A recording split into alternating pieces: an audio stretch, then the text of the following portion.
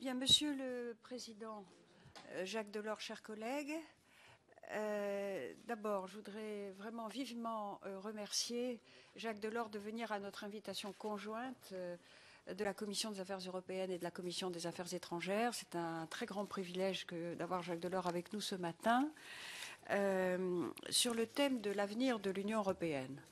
Nous sommes évidemment à un moment particulièrement clé, et symbolique, je dois dire, puisqu'il y a 2 jours, l'Union européenne recevait le prix Nobel au nom de tout ce qui a été accompli dans le passé et qui est effectivement une aventure historique extraordinaire et sans équivalent dans l'histoire.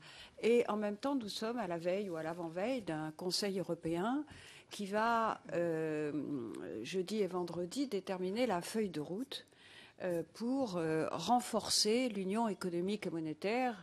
Nous savons que la zone euro est en crise depuis maintenant 3 ans. Alors, nous savons que c'est une crise de confiance dans la capacité de la zone euro et de l'union économique et monétaire à surmonter les chocs qu'elle a subis, les chocs qui résultent de la crise financière américaine, mais qui ont révélé la fragilité de la zone euro, et essentiellement la fragilité de son pilier économique, car l'euro lui-même n'est pas une monnaie fragile, c'est la 2e monnaie de réserve mondiale. Et c'est aussi évidemment une crise de confiance entre États membres qui peinent à se mettre d'accord. On dit souvent que l'esprit européen peine à s'exprimer. À côté de cette crise de confiance, on a une crise politique qui a fait que les États membres de la zone euro se sont réfugiés derrière la protection de l'euro pour éviter de respecter les disciplines qui étaient inéluctables. Et d'autre part, une crise politique, bien sûr, puisqu'on voit à quel point les mécanismes aujourd'hui et la volonté politique et puis la structure institutionnelle peinent à définir, à sortir durablement et en tout cas rapidement de la crise. Alors, bien sûr, beaucoup a été accompli depuis 3 ans. Je veux souligner que, pour celles et ceux qui n'y auraient pas été attentifs, que l'Institut Jacques Delors, notre Europe Institut Jacques Delors, a publié des textes absolument déterminants, notamment une préface conjointe de Jacques Delors et d'Helmut Schmidt sur ce qu'on appelle le rapport Padoa-Schioppa, qui était l'ancien président de l'Institut Jacques Delors, et qui a préfiguré beaucoup des mesures qui sont aujourd'hui en discussion dans l'Union européenne. Une notion d'union budgétaire et beaucoup d'autres encore. Et d'autre part, évidemment, d'autres textes de Jacques Delors, dont son récent discours devant le Comité international d'orientation. Voilà. Alors, chers collègues et chers présidents, ce serait évidemment, nous attendons que vous nous disiez comment vous voyez le renforcement indispensable de l'union économique et monétaire, au-delà de ce qui est déjà engagé, c'est-à-dire l'union bancaire, la supervision financière notamment, les autres mécanismes. Que faut-il faire dans le futur? Et d'autre part, comment articuler ce renforcement indispensable de l'union économique et monétaire avec le renforcement de l'Union européenne elle-même, c'est-à-dire de l'Union européenne élargie, car il ne serait pas souhaitable, évidemment, qu'il y ait une coupure entre les deux. Donc, quelle architecture, au fond? Quelle architecture? Il ne suffit pas, vous l'avez dit souvent, d'être des pompiers. Il faut des pompiers, mais il faut des architectes. Donc voilà, c'est moi, personnellement, et je pense pour les membres de la Commission des Affaires étrangères, ce sont ces 2 points, évidemment, qui nous intéressent au premier chef. Nos collègues vous poseront, bien entendu, beaucoup de questions, mais Daniel Auroy va, de son côté, maintenant, faire une petite introduction.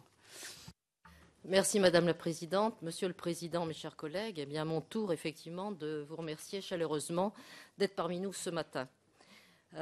En effet, le moment, on pourrait dire, ne pouvait être mieux choisi, car malgré, l'Europe est toujours à rebondissement, malgré la crise italienne qui vient de s'ouvrir, il me semble que la défiance des marchés est un petit peu moindre qu'auparavant, et que du coup les chefs d'État et de gouvernement devront dès demain se prononcer sur les questions qui sont absolument décisives.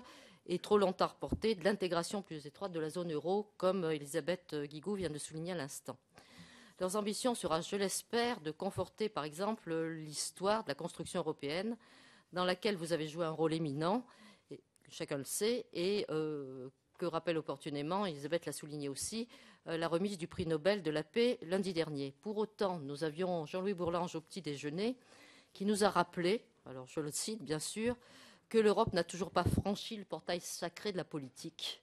Est-ce le moment de franchir ce portail sacré? Pensez-vous effectivement, comme lui, que l'Europe ne l'a jamais franchi? Vous avez apporté une contribution remarquée dans ces débats par votre discours du 7 décembre dernier auprès des membres donc, du comité d'orientation de l'Institut Jacques Delors. Et vous avez en particulier plaidé pour l'approfondissement de la zone euro au moyen d'une réelle coopération renforcée. Là aussi, Bourlange avait l'air d'avoir des doutes sur la coopération renforcée. Peut-être c'est une crise de l'exécutif européen qu'il faudrait analyser et vous avez sans doute à ce sujet-là des choses à nous dire. Bien entendu, ça n'empêche pas la question des enjeux autour d'un budget et d'une agence européenne de la dette. Dans ce contexte, je veux relayer les thèmes principaux qui intéressent vivement notre commission des affaires européennes, qui s'est engagée dans un long cycle de réflexion et de propositions sur l'intégration solidaire et l'approfondissement démocratique de l'Europe, avec notamment une première concrétisation dans l'adoption à l'unanimité par l'Assemblée nationale en séance publique du 27 novembre d'une résolution présentée par Christophe Caresche et approuvée donc par tout le monde, que ce soit la Commission des affaires européennes, celle des affaires étrangères ou l'entièreté de l'Assemblée nationale. Cette conférence qui est proposée, conférence interparlementaire budgétaire qui est proposée, s'appuie sur l'article 13 du TSCG et donc essaie de lier le travail Parlement européen, Parlements nationaux.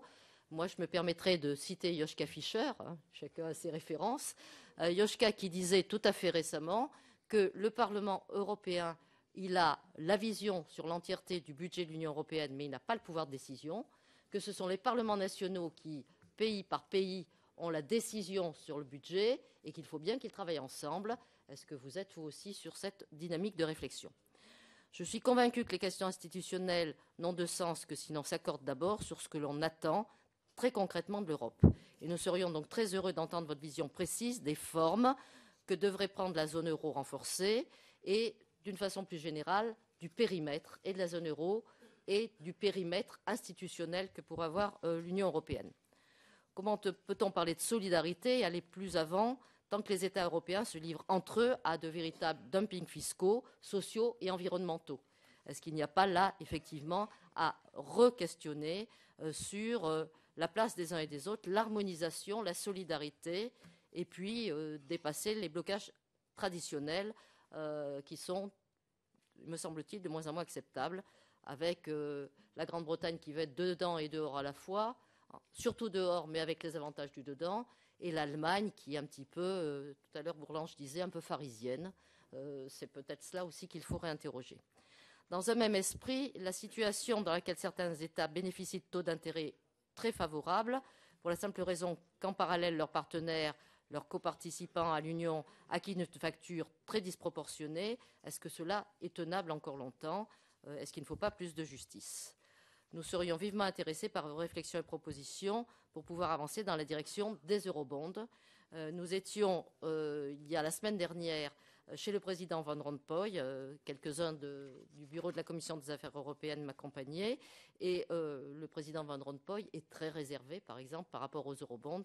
Comment peut-on essayer de le convaincre tout autant que nos partenaires allemands? Enfin, et je m'en arrêterai là, nous savons tous que l'Europe assume son rôle dans la protection de la prospérité de ses peuples, mais que les peuples ne le sentent plus aujourd'hui, ne le sentent plus, non par manque d'institutions démocratiques, mais sans doute parce que la crise financière, l'austérité, comme seul diktat, si je puis dire, leur paraît inacceptable. Est-ce que, si l'Europe se dote de moyens financiers adéquats, il y aura une nouvelle confiance des peuples européens, ou bien est-ce que, comme d'habitude, le diable n'est pas dans les détails et il faudrait sans doute poser plus la question des ressources de l'Union européenne pour arriver à être dans une coopération plus précieuse. Donc c'est bien l'ancrage démocratique de l'Union qu'il faut réinterroger, nous semble-t-il. parce que les crises l'ont ébranlé, parce que la structuration récente de l'exécutif a apporté de la complexité. On parlait autrefois du millefeuille français. Il ne faudrait pas que le millefeuille européen soit encore pire que le millefeuille français. Donc de ce point de vue-là, quelles seraient vos propositions pour que tout soit plus lisible et du coup qu'il y ait une confiance des peuples qui reviennent là? Je reprends pour finir le fait que l'Assemblée commune des députés européens et des parlementaires nationaux des 17 que vous proposez est sans doute un premier format et que nous aimerions bien là-dessus savoir quelles prérogatives ce nouveau format pourrait prendre et quelles initiatives aussi pourraient être développées. Voilà, je vous remercie de votre attention et nous vous écoutons bien sûr avec attention et grand plaisir. Mesdames les présidentes, Monsieur le Premier ministre, Mesdames et Messieurs les députés, je vous remercie de m'avoir invité. Il prouve que vous ne fermez pas la porte au 4e âge. C'est quand même une montre d'ouverture de la démocratie française. Je voudrais pour commencer rappeler, parce qu'il y a eu de la satisfaction, de la joie, mais aussi pas mal de remarques insidieuses, les raisons, les motivations du prix Nobel de la paix. Monsieur Jack Land, le président du prix Nobel, du comité, m'a indiqué quels étaient les 4 éléments. Et je les ai trouvés très instructifs, comme une sorte de guide discret pour l'avenir de l'Europe. Il a dit la paix, l'ouverture aux autres, le sens du compromis et la grande Europe. La paix, cela va de soi. L'ouverture aux autres, cette Europe si décriée, on pourrait multiplier les exemples de ces ouvertures aux autres. Parfois, elle l'a fait avec retard parce que les pays étaient divisés, mais quand même. Le sens du compromis. Le compromis, c'est un mot qui n'a pas bonne presse en France, mais on avance aussi en Europe avec des compromis, parfois en passant la nuit, parfois en dramatisant. Et enfin, la grande Europe, cela veut dire que pour le comité Nobel, l'Union européenne n'a pas fini son effort d'ouverture pour la paix et la démocratie vers les autres pays européens. Mes réflexions portent essentiellement, il faut un fil que l'on peut discuter, sur l'aspect suivant. Je pense qu'il faut consolider l'union économique et monétaire et en même temps positiver la grande Europe. Pourquoi ? Les 17, les 25, les 27 et bien d'autres, c'est devenu très compliqué.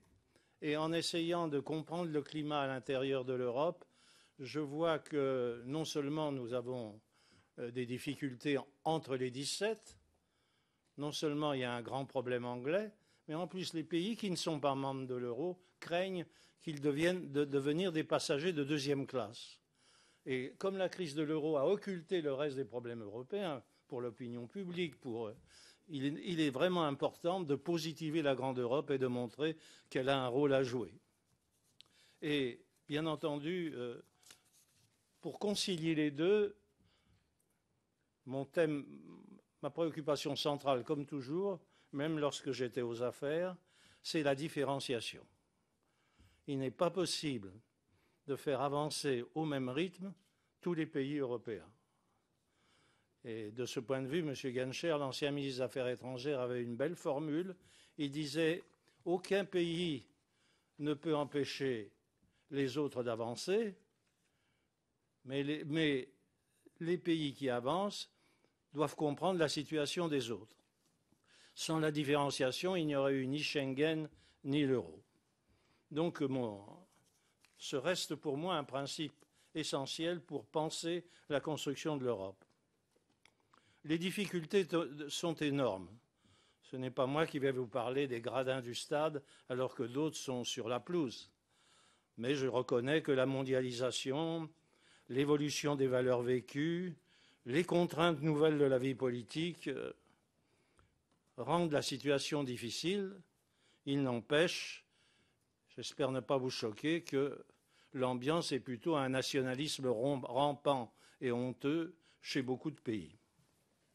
Tout d'abord, consolider l'union économique et monétaire. Je ferai un bilan en style télégraphique du passé. Le vice de construction, c'est l'absence du pôle économique, alors que dans le rapport du comité de l'or, il y avait un équilibre entre les deux. Les décisions funestes ont été prises en 1997, sans que la France ne réagisse beaucoup d'ailleurs. Compte tenu de ça, l'euro protégeait, mais il nous protégeait même de nos bêtises. Et c'est à l'intérieur de l'euro, de taux d'intérêt relativement peu élevés, que chacun dans sa manière, la Grèce, l'Irlande, l'Espagne, le Portugal ont fait des folies. La crise financière venue, je dis d'ailleurs que ces folies, le Conseil de l'euro n'en parlait pas, puisqu'il n'avait pas, il n'était absolument obsédé par le pacte de stabilité et que l'on a ajouté ridiculement de croissance. Il était uniquement préoccupé par ça et il ne discutait pas du reste. Pour prendre un exemple, comment se fait-il que le gouverneur de la Banque d'Espagne, qui est membre du comité directeur de la Banque centrale européenne, n'ait pas signalé ce qui se passait en Espagne était comparable à la spéculation immobilière des États-Unis. Bref, personne ne bougeait. La crise financière venue, les gouvernements sont intervenus trop tard et trop peu. Que de souffrance pour les peuples. Et comment expliquer la construction européenne dans ces conditions, quand on voit les difficultés humaines, sociales, financières de millions d'Européens? Il faut rappeler simplement une chose. Avec ou sans Europe, quand les gouvernements font des bêtises, ce sont les peuples qui trinquent. Et ne pas chercher des mauvais bergers dans l'Europe, ce sont les bêtises des gouvernements. Mais on a enfin réagi en plusieurs étapes. Je ne vais pas faire ici la chronique des événements, parce que j'ai perçu une évolution de l'Allemagne et deuxièmement un rôle très positif de la Banque centrale européenne. Et croyez-moi, le président de la Banque centrale européenne a fait plusieurs fois le voyage en Allemagne pour essayer de faire accepter les mesures qu'il a prises. Alors que faire? J'ai devant les yeux les propositions des 4. Vous savez qu'elles seront discutées demain au Conseil européen.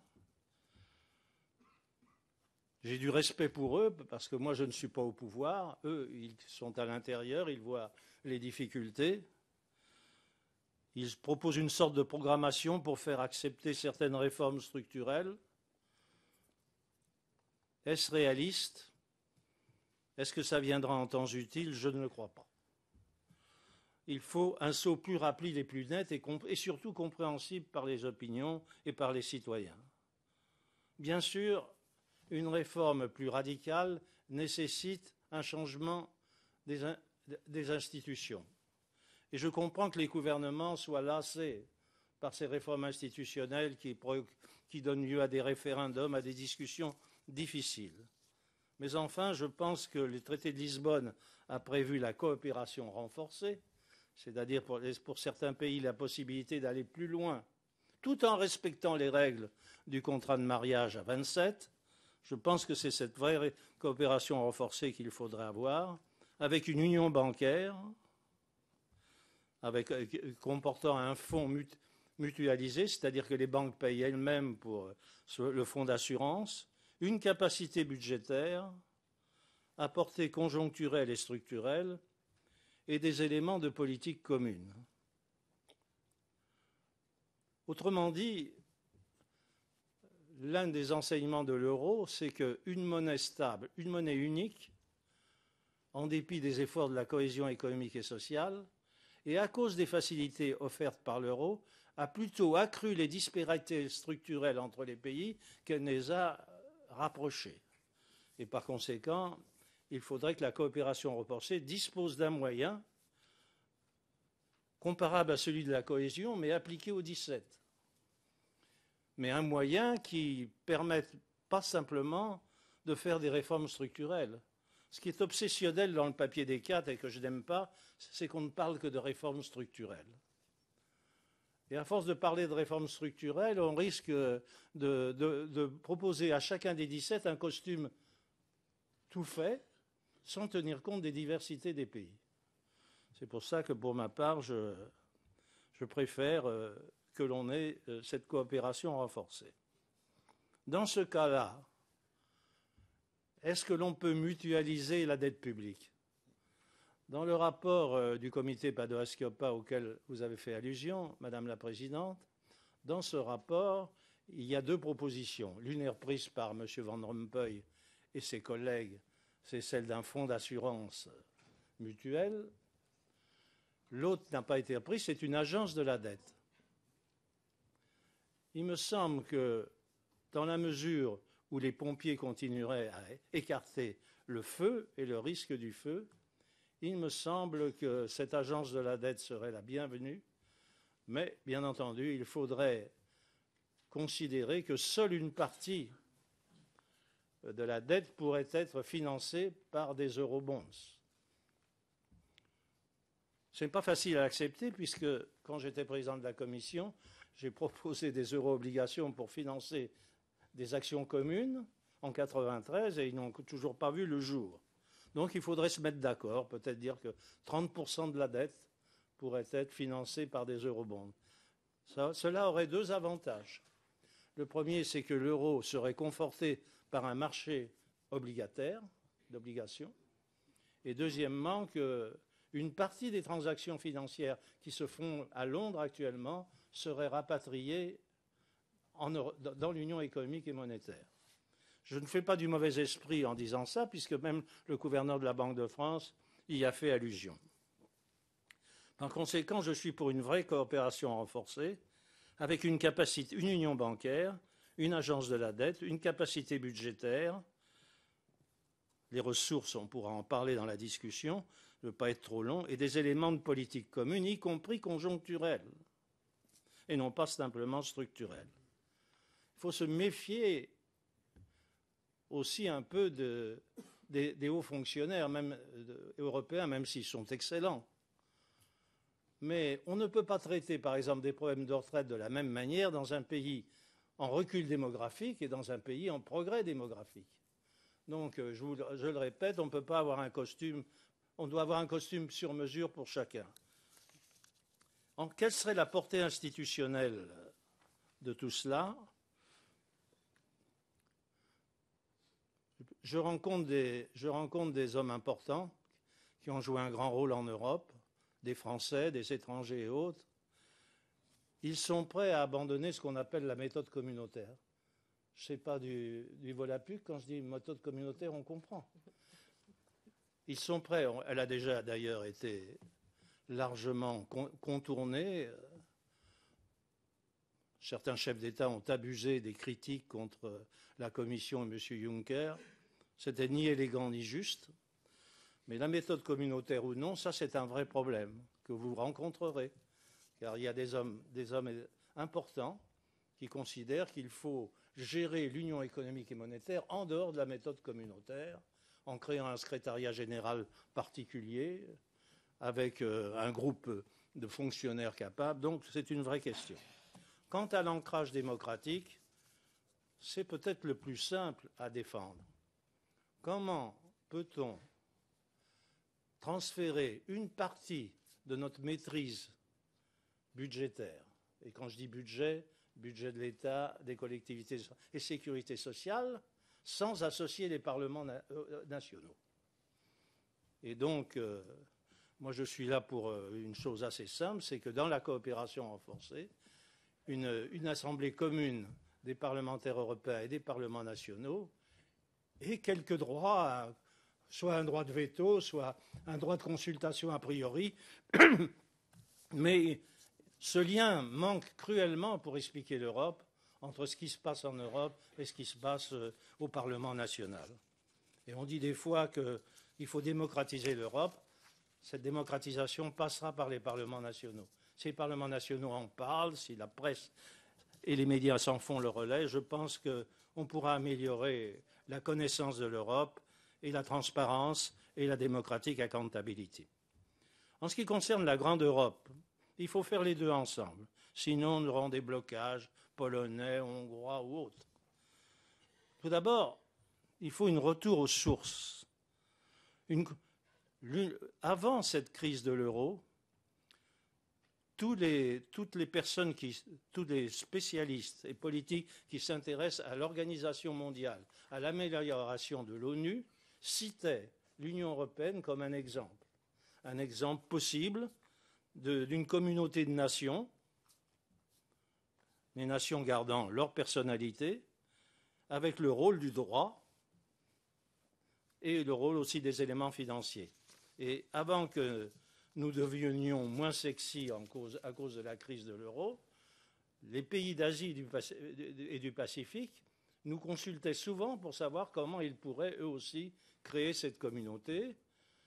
Il y en a d'autres qui nous ont consultés mais qui n'y ont pas arrivé. C'était l'Amérique latine il y a quelques années. Mais cette grande Europe, elle a des finalités communes. Un instrument de paix et de démocratie. Et comme je vous ai dit, ce n'est pas terminé. Le marché unique et la cohésion économique et sociale comme pierre d'angle. Les deux vont ensemble.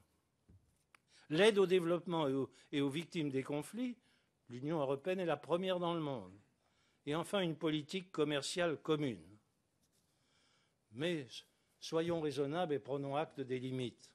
En matière de politique étrangère et de défense, ça n'avance pas. Et c'est inutile de faire de grands discours sur la politique étrangère commune. Je pourrais même vous raconter l'histoire désolante des efforts sur la défense. Bien entendu, certains de nos dirigeants aiment bien de temps en temps faire un effet d'annonce, ou d'autres faire un clin d'œil à la Grande-Bretagne pour être plus fort vis-à-vis de l'Allemagne. Mais tout ça, ça n'avance pas. Donc un test possible qui lie à la fois les problèmes domestiques et les problèmes de politique étrangère, ce sont l'énergie et l'environnement. C'est pour ça qu'avec le président du Parlement européen, nous avons proposé une communauté de l'énergie. On a pris le mot communauté par référence à l'ACK. Elle aurait deux avantages. Le premier, c'est de maximiser notre effort sur le plan intérieur. Et le second, ça serait d'arrêter d'aller faire la quête auprès de M. Poutine. Parce que les relations entre l'Union européenne et la Russie sont désolantes. Et je pourrais vous raconter, si on avait le temps, l'histoire des gazoducs et autres, etc. C'est à qui... et M. Poutine joue de ça, bien sûr. Il faut avoir vis-à-vis de lui une attitude plus virile et plus commune. Et l'énergie et l'environnement sont les textes. Alors on peut faire énergie seule ou énergie et environnement. Le couple est quand même plus conforme aux exigences de notre époque. Les moyens budgétaires, puisque c'est ça qui est en cause actuellement. D'abord, permettez-moi d'être indigné pour deux de mes enfants, Erasmus et l'aide alimentaire. Excusez-moi de dire mes enfants, mais enfin, c'est comme ça. Et vous voyez, Erasmus, il n'y a pas assez d'argent pour terminer l'année. Et si vous diminuez trop la contribution communautaire, vous en renforcez les inégalités entre les pays riches et les pays pauvres. Quant à l'aide aux démunis, cette idée selon laquelle chacun ses pauvres, avoir arrêté cet effort qui était connu et qui montrait que l'Europe avait au moins du cœur. Alors quelle est la raison? C'est que lorsque j'ai décidé cela, c'était dans les pouvoirs de la Commission, il y avait des excédents.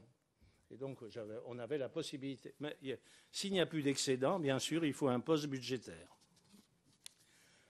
Et en ce qui concerne les discussions budgétaires actuelles, à mon avis, la situation est dramatique. Si je rappelle cette formule de Tommaso Padoa-Schioppa, aux États la rigueur, à l'Union européenne la relance. Pourquoi la relance? Pour redonner un espoir, pour justifier l'existence de l'Europe, pour découvrir un chemin. Or, actuellement, les dépenses qui permettent de conforter la croissance de demain, la croissance verte aussi, représentent 10% du budget, 1% du PIB européen.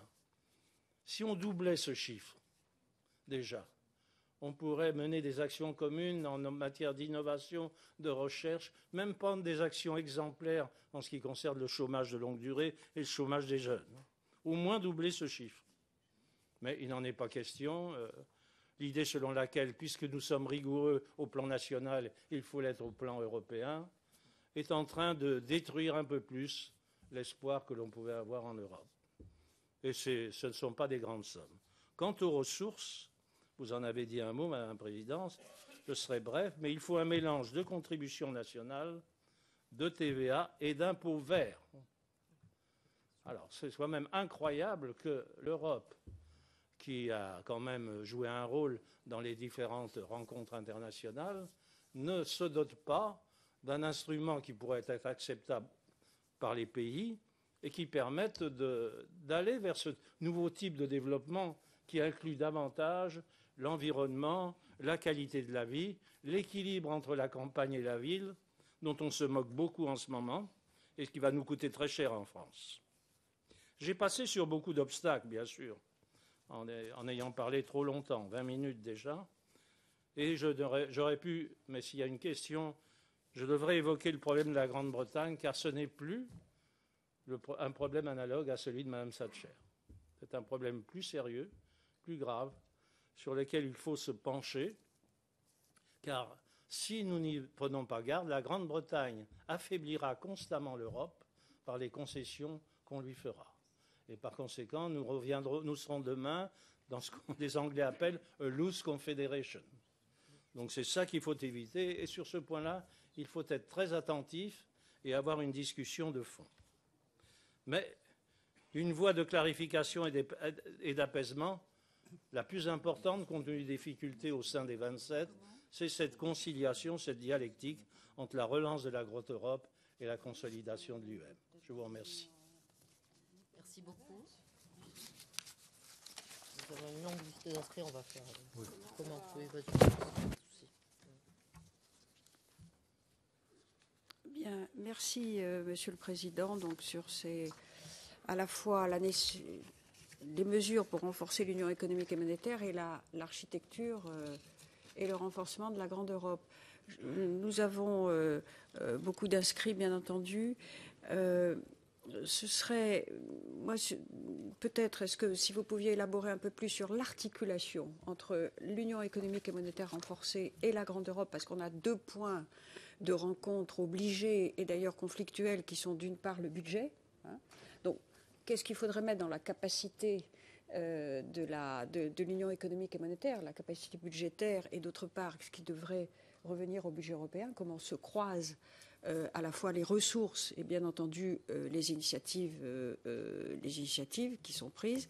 Et puis, par ailleurs, sur la grande Europe, on voit très bien que peut-être est-ce que l'Angleterre, si elle fait le choix, ce que moi je ne souhaite pas personnellement, mais enfin, de se distancier de l'Union européenne, est-ce qu'il ne faut pas concevoir, je dirais, un 3e espace, qui d'ailleurs existe déjà, hein, que vous aviez proposé comme sas d'entrée aux pays d'Europe centrale et orientale, mais qui comprend aujourd'hui la Suisse et la Norvège, par exemple.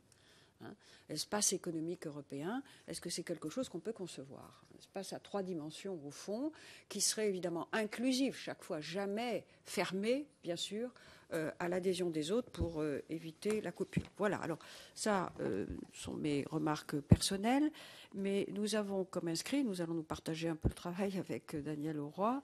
Donc d'abord Jean-Luc Bleven, puis Jacques Millard. Jean-Luc Bleven. Merci, Madame la Présidente, Mesdames les Présidentes, Monsieur le Président. L'Europe traverse aussi une crise des identités, puisqu'il y a beaucoup de revendications liées régionales, liées aussi aux identités régionales.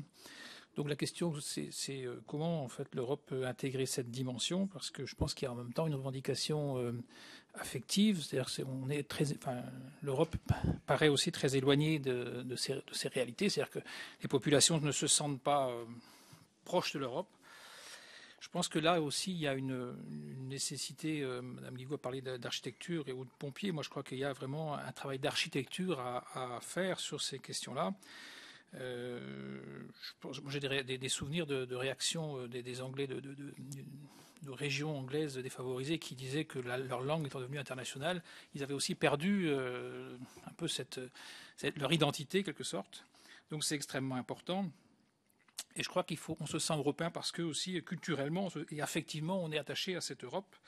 Et je crois qu'on est plutôt aujourd'hui sur on est trop aujourd'hui sur la défiance. Donc, moi, je crois qu'il faut vraiment. Enfin, moi, les questions que je souhaitais vous poser, c'est comment l'Europe peut-elle accepter et intégrer ces réalités-là.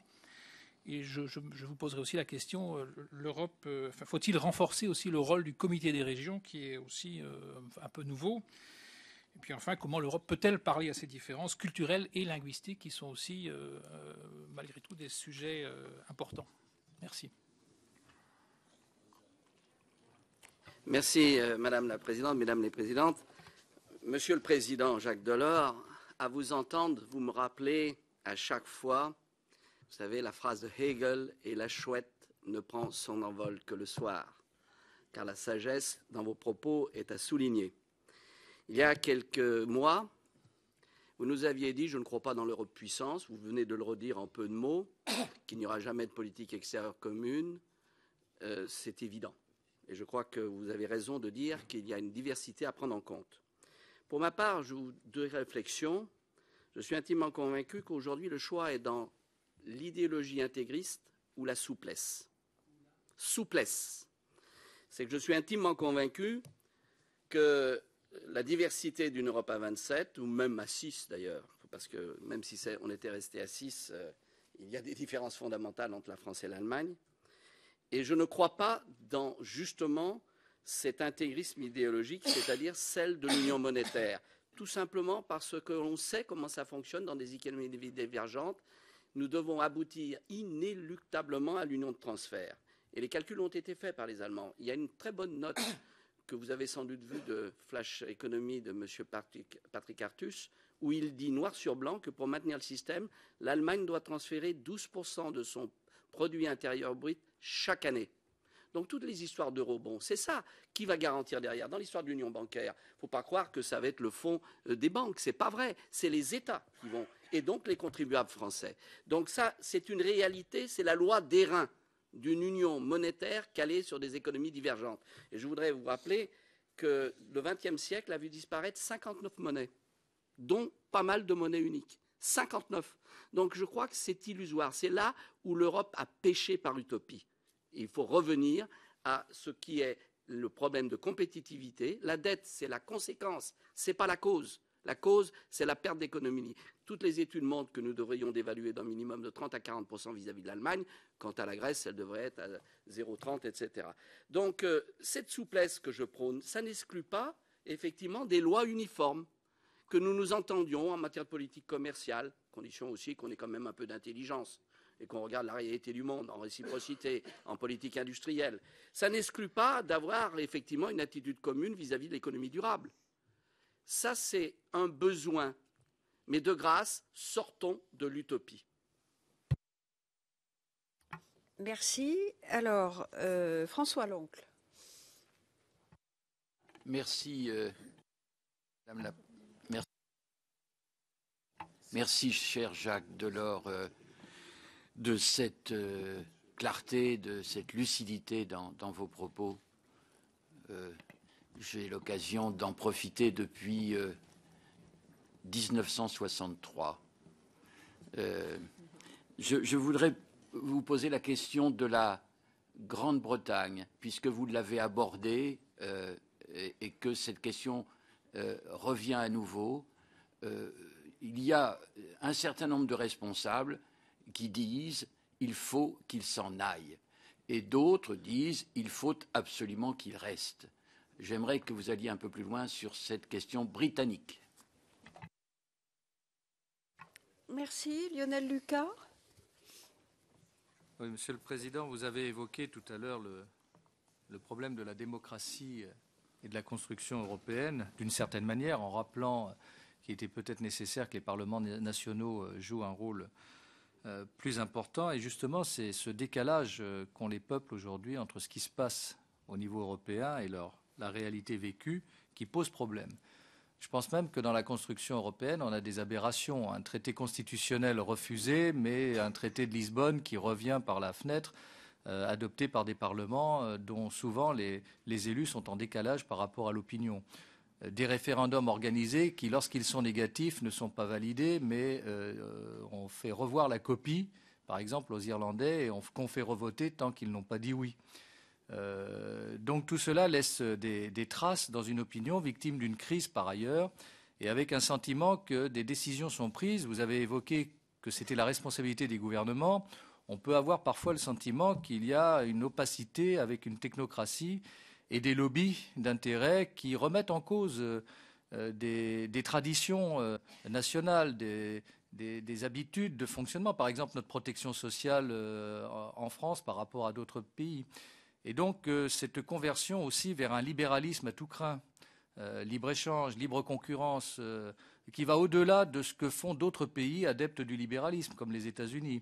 Ce sentiment d'impuissance vis-à-vis d'une protection que pourrait apporter cette Europe, tout ceci crée un décalage et un déficit qui est grave.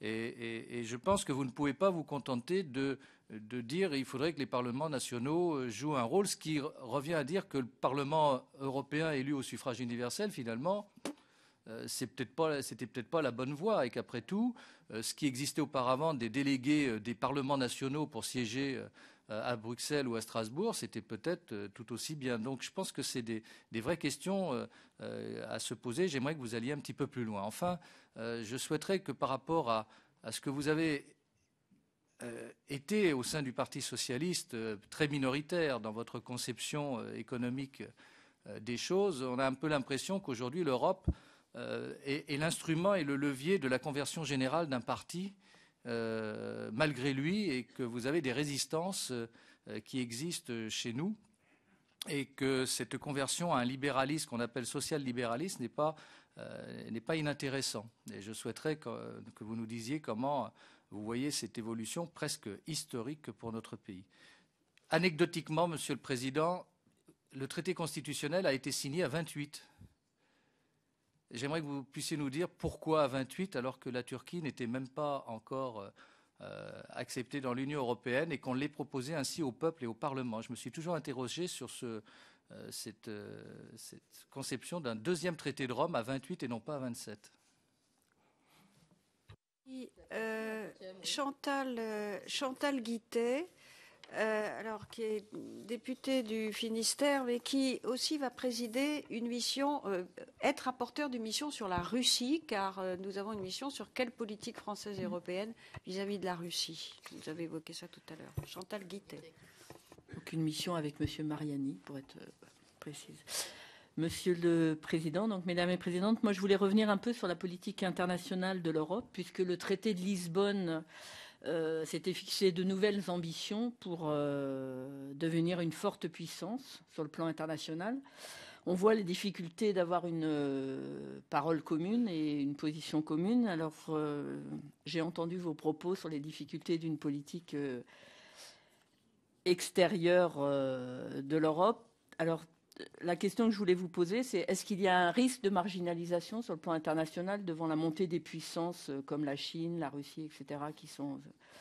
Est-ce que l'Europe risque d'être marginalisée, et quelles solutions vous préconisez ou quelles propositions vous feriez pour que l'Union européenne, eh bien, dans les diverses institutions, garde toujours une place importante? Je vous remercie. Merci. Axel Poniatowski. Oui, Monsieur le Président, il y a une chose qui m'a frappé dans vos propos. Vous n'avez pas dit un seul mot de la PAC. Or, la PAC, c'est quand même 40% du budget européen. On voit bien que ça va servir de variable d'ajustement dans les semaines et les mois à venir. Moi, j'aimerais avoir et probablement la France aujourd'hui accepte d'ores et déjà une diminution de l'ordre de 7 à 8% de la PAC. J'aimerais vous entendre sur ce sujet et savoir ce que vous pensez de ce que doit être la position de la France à ce sujet. Et puis, deuxième question, vous n'avez pas parlé non plus, c'est finalement toute la question de l'ouverture du marché européen. Le marché européen est probablement le plus ouvert du monde. On le voit bien par rapport à d'autres grands pays de référence que sont les États-Unis, la Russie, qui ont des marchés beaucoup plus fermés. Les grands pays émergents aujourd'hui, que ce soit le Brésil ou la Chine, ont également des marchés beaucoup plus fermés.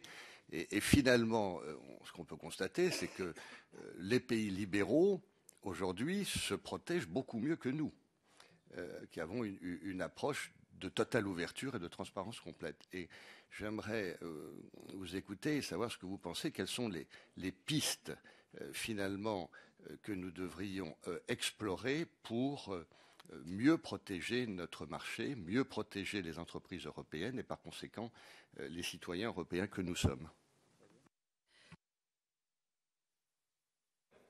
Merci Madame la Présidente. Monsieur le Président, vous avez fait un constat qui est difficile aujourd'hui, des peuples qui sont, je dirais, en grande inquiétude vis-à-vis de cette Europe, qui sont fragilisés vis-à-vis de cette Europe, qui crée à la fois une crise économique, politique, sociale, environnementale, mais pas seulement au sein de l'Europe en général, mais aussi au sein de leur propre pays, avec des instabilités politiques extrêmement dangereuses, une montée des nationalismes, des populismes. Alors nous sommes peut-être à la croisée des chemins, à savoir si enfin cette Europe, nous allons en faire une véritable Europe politique qui prend en compte aussi la vie des peuples. Est-ce que vous pensez, on parlait tout à l'heure de la politique agricole commune, mais aussi de la citoyenneté européenne, est-ce qu'il y a un chemin pour retrouver une confiance en l'Europe? Est-ce qu'il y a aussi un chemin pour faire de cette Europe une véritable communauté qui sait aussi avec l'extérieur pratiquer ce qui s'appelle le juste échange entre ces pays, mais aussi avec les pays de l'extérieur tels que la Chine ou d'autres pays? Et je préciserai, pour répondre aussi à Lionel Lucas, qu'au Parti socialiste, nous sommes sur la défense de ce juste échange qui est contraire à ce qu'il décrivait du social-libéralisme. Merci Michel Piron, et puis ensuite nous aurons une deuxième vague de questions après les premières réponses du président Delors. Monsieur le Président, vous avez évoqué au fond une certaine déconnexion entre politique financière et politique économique, ou l'absence d'une politique économique véritable. À cet égard, tout le monde a en mémoire sans doute un ancien diagnostic particulièrement remarquable qui était celui qui distinguait le capitalisme rénan et le capitalisme anglo-saxon. J'aimerais savoir si les interrogations posées alors ne continuent pas de traverser de manière peut-être encore plus aiguë l'Europe d'aujourd'hui, et je n'en prendrai qu'un exemple. Vous avez évoqué comme thème fédérateur celui de l'énergie comme possible. Dans ce domaine, que constate-t-on, me semble-t-il? On constate que l'Europe s'est beaucoup préoccupée de la concurrence intra-européenne, poussant même jusqu'à démanteler dans ces domaines-là, si vous voulez, les infrastructures, enfin la gestion des infrastructures dans le domaine des transports, par exemple, et celle, au contraire, de la mobilité, si vous voulez, des transports eux-mêmes, mettant à bas des dizaines ou des décennies d'intégration verticale sur le plan de la politique industrielle, alors qu'il suffit de quelques mois, malheureusement, pour détruire, en effet, ce qui s'est constitué en plusieurs décennies. De ce point de vue, est-ce que, et j'aimerais avoir votre sentiment là-dessus, est-ce qu'on ne s'est pas un peu trop préoccupé de concurrence intra-européenne, mais pas assez de concurrence mondiale? Là encore, finalement, renonçant à mettre en place des groupes transnationaux qui auraient en effet pratiqué une intégration verticale, soutenant une politique industrielle probablement, encore une fois, contestée par une Europe des marchands qui reste à l'intérieur de l'Europe, me semble-t-il, très puissante. Merci. Monsieur le Président Delors. Tout d'abord, pour faire écho à votre réflexion, Madame la Présidente, je voulais vous dire que l'articulation entre une coopération renforcée et la Grande Europe implique que ceux qui, depuis 1997, s'occupent de l'euro, arrêtent de penser que l'euro sera la monnaie de tous. La monnaie, ce n'est pas un instrument politique. C'est un symbole.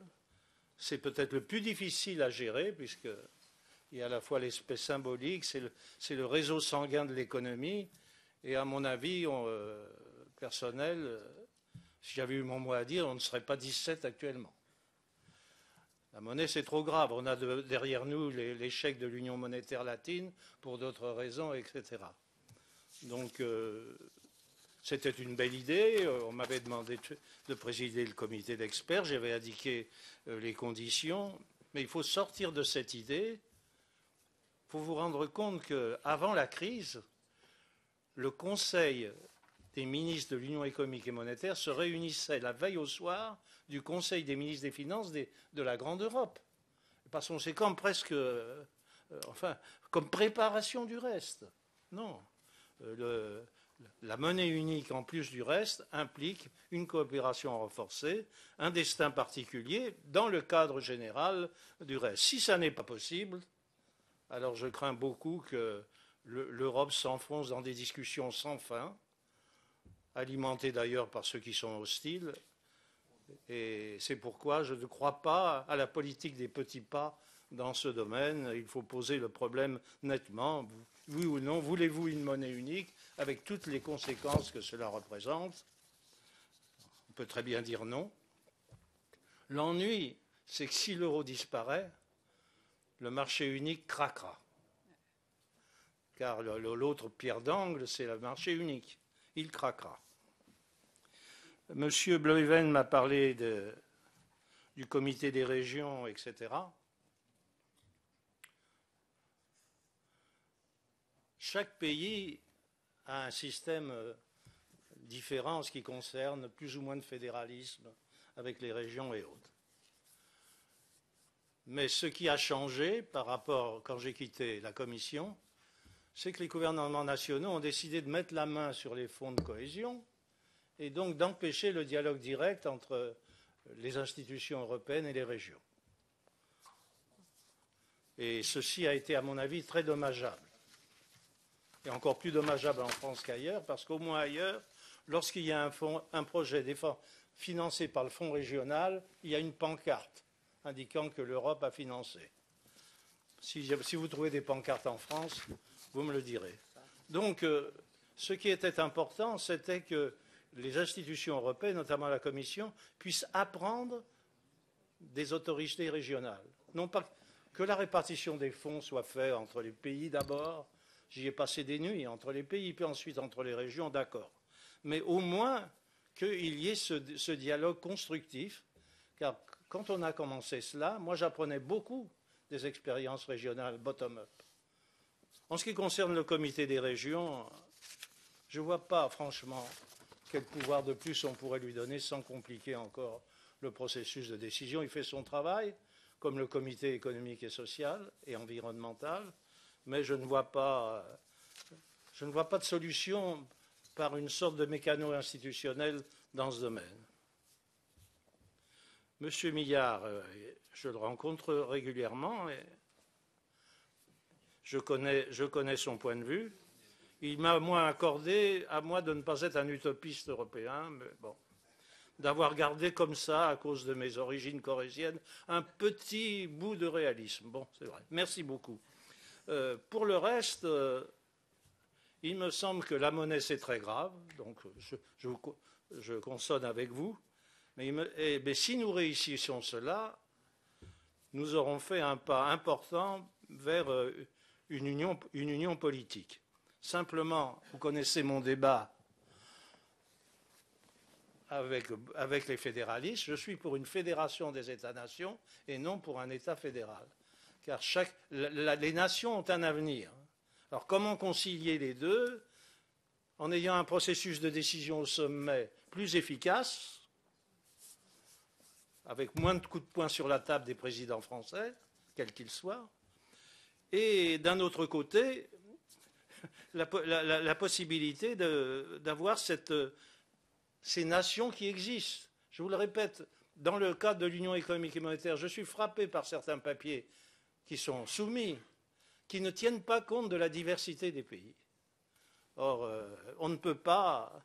Par exemple, ils ont condamné l'indexation en Belgique. Or, la Belgique est un des pays qui a le plus de stabilité monétaire. Et alors, ils l'obligent à changer son index. Grosse discussion entre les partis belges. Puis, il y a un moment où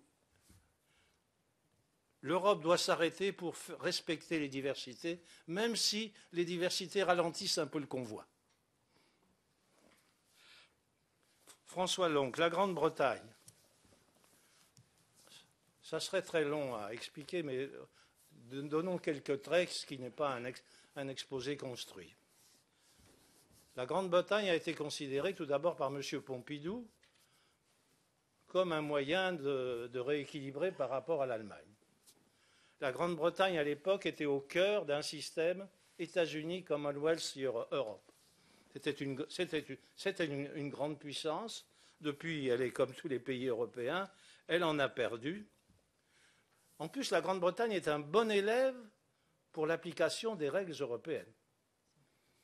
Si vous regardez l'application des directives, des lois européennes, la Grande-Bretagne est parmi les meilleurs élèves. Mais quand il s'agit de faire avancer l'Europe, c'est le plus mauvais élève, car elle freine tout. C'est ça le paradoxe. Et enfin, ils ont maintenant leur Tea Party.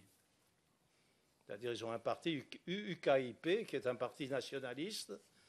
Et vous avez vu que l'autre jour, Cameron essayait d'obtenir un petit peu de marge de manœuvre, et il a été battu par les eurosceptiques conservateurs et le Parti travailliste qui, je ne sais pas pourquoi, a mélangé ses voix avec lui pour restreindre sa capacité de flexibilité.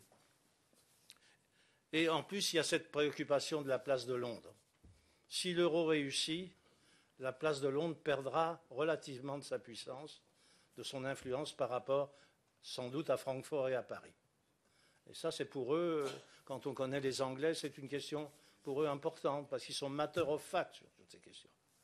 Donc vous voyez, mais mon sentiment, moi qui ai fréquenté Mme Thatcher pendant 10 ans, c'était plus facile avec elle qu'avec M. Cameron, au total. Monsieur Laurent Lucas, vous comprendrez que je ne parle pas du Parti socialiste. Je n'ai aucune responsabilité. Je suis en marge. Je suis un citoyen qui vote. Voilà, c'est tout. Mais je ne m'interdis de parler de ça. La Turquie, elle a signé avec nous l'union douanière. Mais là, je suis en désaccord. C'est dommage que le Premier ministre soit parti. Je suis en désaccord avec lui et avec d'autres qui ont dit la Turquie jamais. C'est à mon avis une erreur psychologique considérable. Il fallait redire oui à la discussion. Mais le jamais a fait que dans les milieux musulmans, on nous considère comme un groupe chrétien. Et on nous accable des slogans habituels contre les chrétiens. Par conséquent, ce n'est pas une bonne chose. Quant aux parlements nationaux, quant au Parlement européen, moi je trouve qu'il travaille bien. Évidemment, le pourcentage de participation aux élections est faible. Et si, aux prochaines élections 2014, il n'y a pas des listes européennes, des grands partis, on n'aura pas franchi ce pas. Donc, c'est aux grands partis européens, PPE, Parti socialiste européen, libéraux, de proposer en Allemagne, par exemple, des listes avec des Français, des Belges ou des autres. Mais la question des parlements nationaux est vitale. Parce que quand j'essaie de comprendre pourquoi l'Europe est si peu connue, je vois que c'est parce qu'il n'y a pas au niveau national une vie politique consacrée à l'Europe. Le paradoxe, c'est que le pays le plus réticent, la Grande-Bretagne, est celui qui se conduit le mieux. Puisqu'avant chaque Conseil européen, le Premier ministre va devant la Chambre commune et il y retourne après. Enfin, on aurait pu prendre, nous, cette leçon des Anglais, au moins. Parce que celle-là, elle est bonne. Chantal Guittet, excusez-moi. Risque de marginalisation. Oui.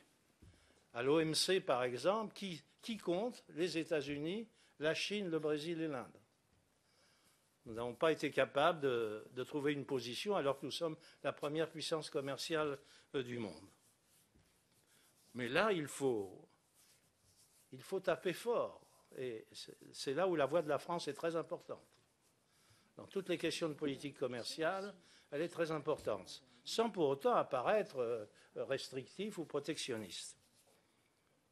Axel Poniatowski, moi je partage tout à fait votre point de vue. Je n'ai pas cité la PAC, mais je suis pour une défense intransigeante de la PAC. Et je critique la politique française menée depuis 30 ans en matière agricole qui a consisté à laisser disparaître les trop de petites exploitations. Le résultat, c'est que dans 20 ans, la France aura un déséquilibre dramatique entre la campagne et la ville. Et ce n'est pas les résidences secondaires qui le compléteront. Nos DDA, nos directions départementales agricoles, leur ont dit, puisque j'ai 2 cousins qui exploitent, ils leur ont dit, vous êtes des chefs d'entreprise. Ils ont fait faillite tous les deux. Il y en a un qui a créé une grande usine pour les porcs, etc. Alors que s'il avait fait du veau sous la mer et autres, donc, moi je dis attention, quand je lis les journaux, il n'y en a que pour la ville, pour l'urbanisation. La France est un pays qui vit aussi par sa campagne. Et cette campagne doit avoir... Je suis sûr même que si j'étais à l'INSEE, je ferais une étude qui montrerait qu'il y a plus de pauvres dans les milieux ruraux que dans les milieux urbains, au total. Voilà. Il y en a au moins autant. Si. Donc voilà pour ça. Voilà pour ça. Bon, sommes-nous le pays le plus ouvert au monde? Non, franchement, je ne partage pas les discours de M. Montebourg là-dessus. Non, vraiment, c'est beaucoup plus compliqué que ça. Simplement, il y a 2 éléments sur lesquels nous pourrions agir davantage. La réciprocité, notamment sur les marchés publics et autres. Et deuxièmement, il ne faut pas que la politique de la concurrence et des aides d'État fasse courir à nos champions européens les Jeux olympiques avec des souliers à clous. Il faut favoriser les champions européens, quitte à accepter certaines déviations par rapport à la théorie exacte de la concurrence. Et ça, alors évidemment, nous avons un grand problème de PME dans beaucoup de pays, mais cette question-là est importante. Et moi, quand j'étais président de la commission, vous pouvez demander autour de moi, il m'est arrivé souvent de pénaliser la direction de la concurrence pour des interventions que je considérais comme déplacées et contraires à l'intérêt économique de l'Europe.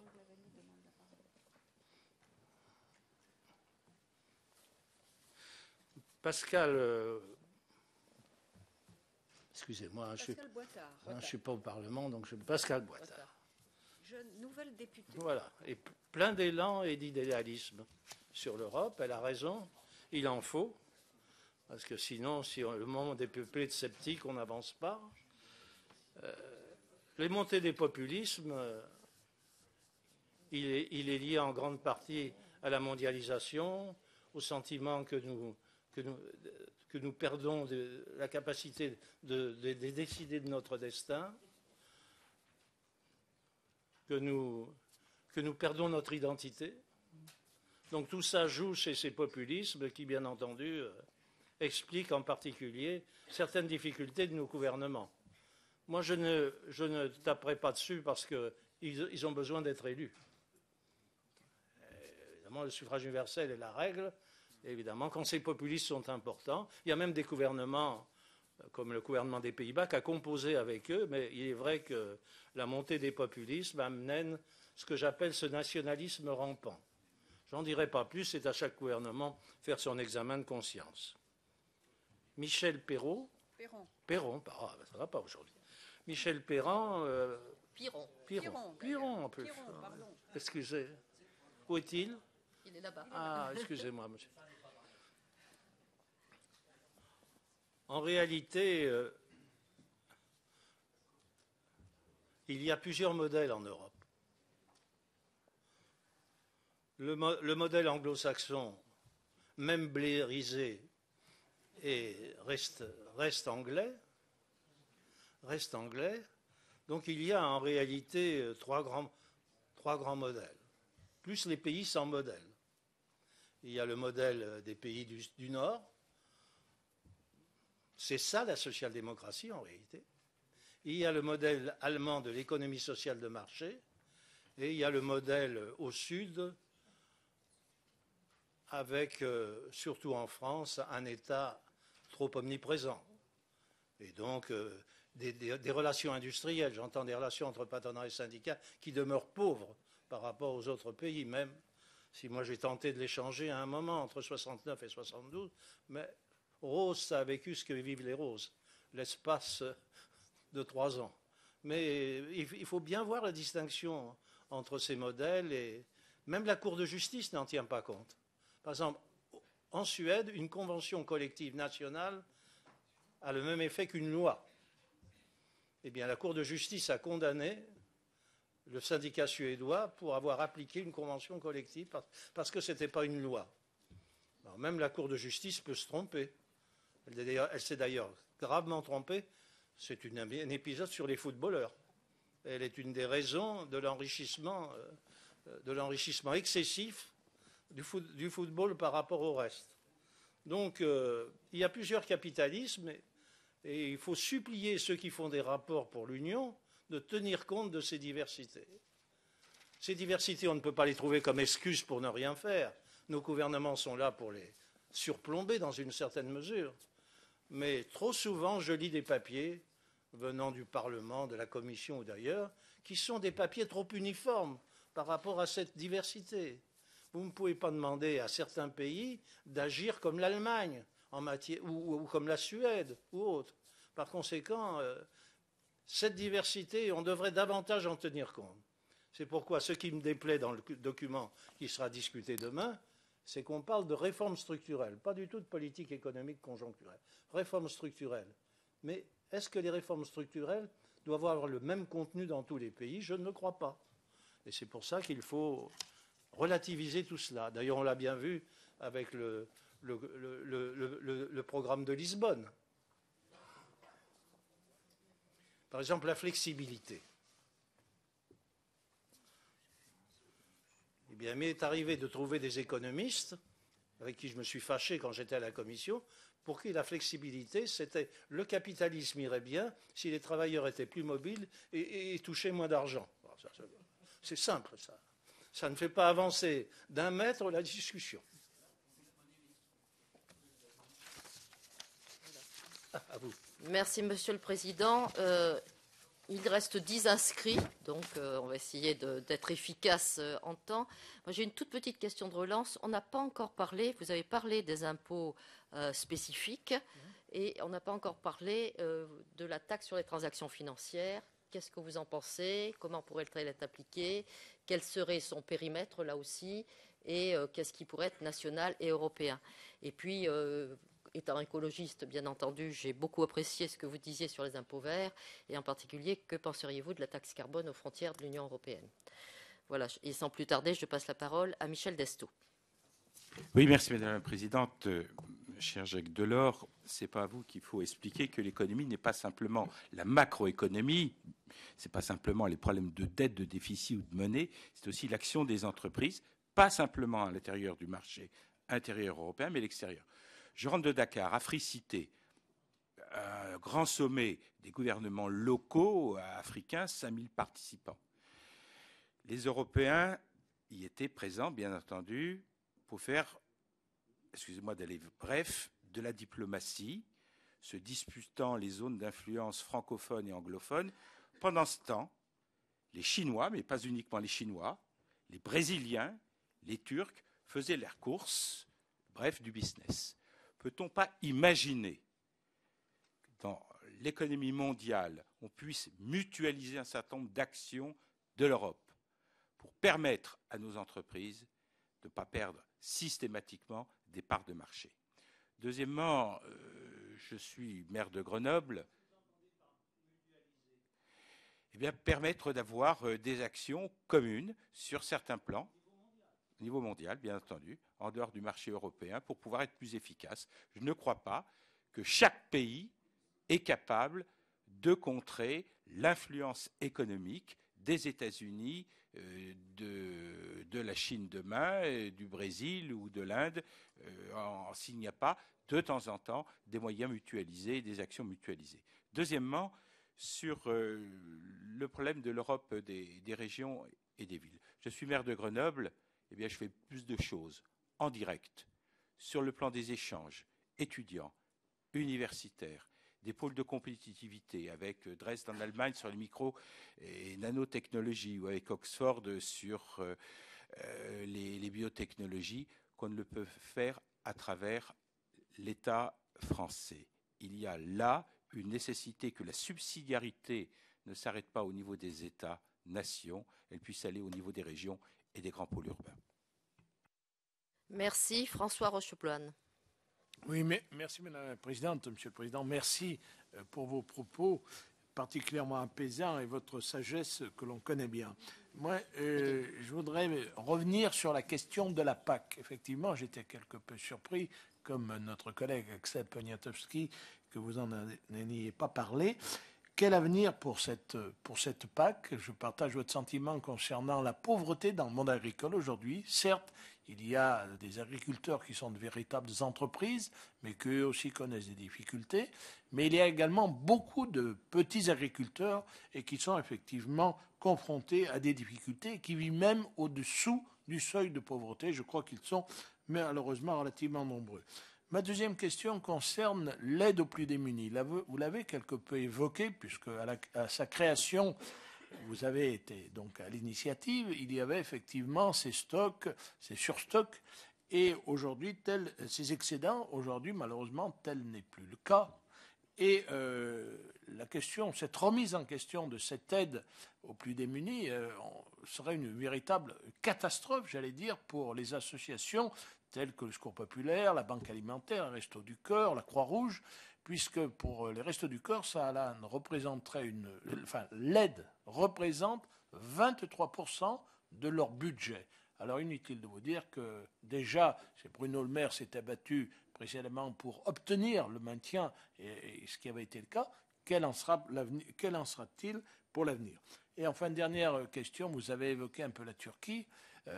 Pour ma part, je me dis aujourd'hui, l'Europe, certes, malheureusement, trop de gens critiquent cette Europe, et lorsque l'on parle en plus de l'entrée de la Turquie en Europe, alors là, je crois que ça n'aiderait pas l'Europe, bien au contraire, je crois que les difficultés seront encore plus nombreuses. Merci. Jean-Louis Romégas. Monsieur le Président, d'abord, je voudrais vous dire que nous considérons que c'est un privilège de vous entendre dans cette période de doute européen et que votre parole fait du bien. Je vous avais évoqué l'importance de la question énergétique. Je voudrais rappeler le contexte. On est après un échec du sommet de Doha.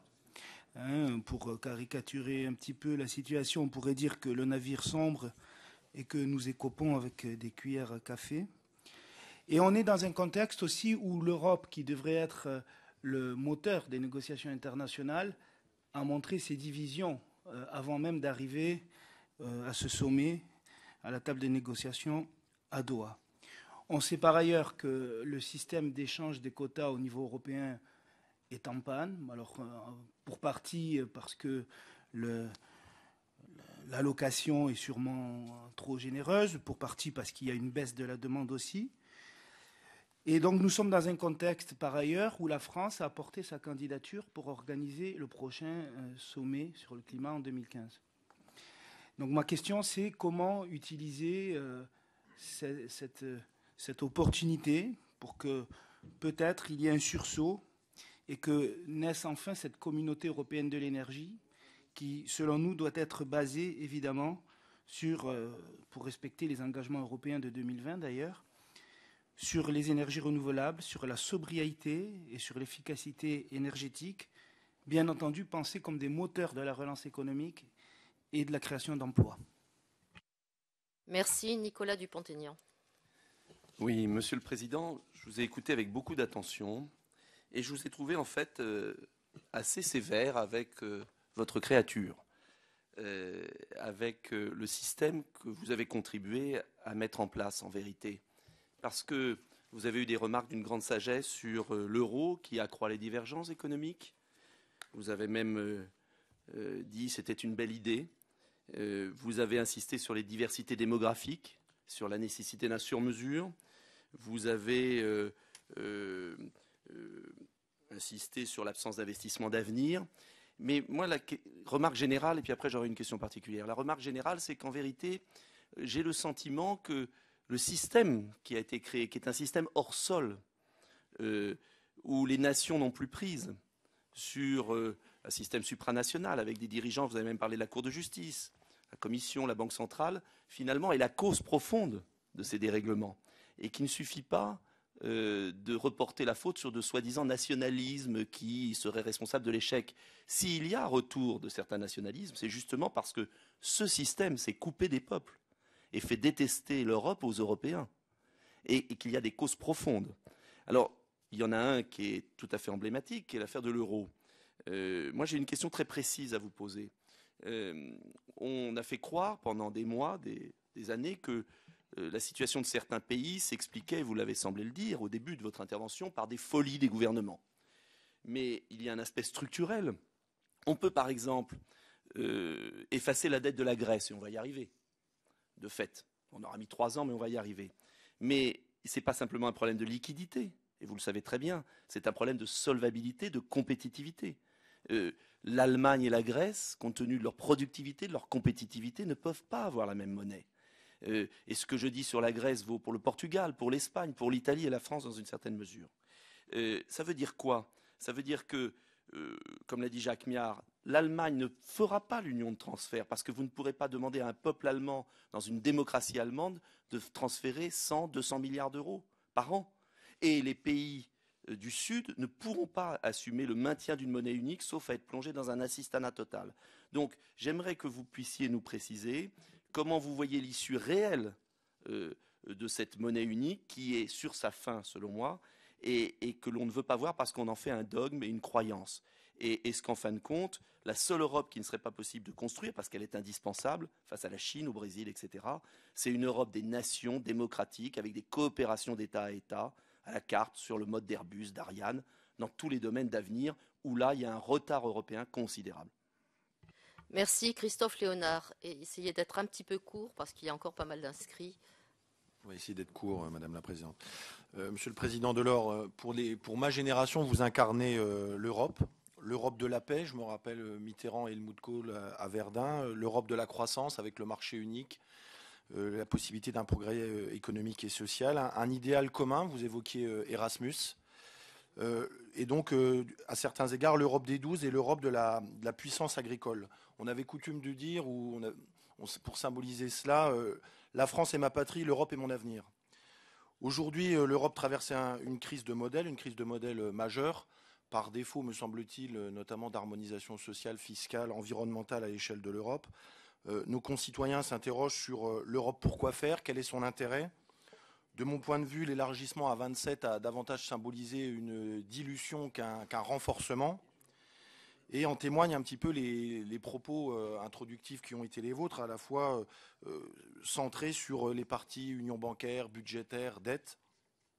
Et je voudrais donc de ce fait que vous puissiez repréciser votre pensée quand on voit dans le monde dans lequel nous sommes avec des blocs, Chine, Brésil, ça a été évoqué. Quelles sont vos propositions aujourd'hui pour transcender cette perte de sens européen, pour retrouver un idéal européen qui nous conduise vers une Europe des peuples?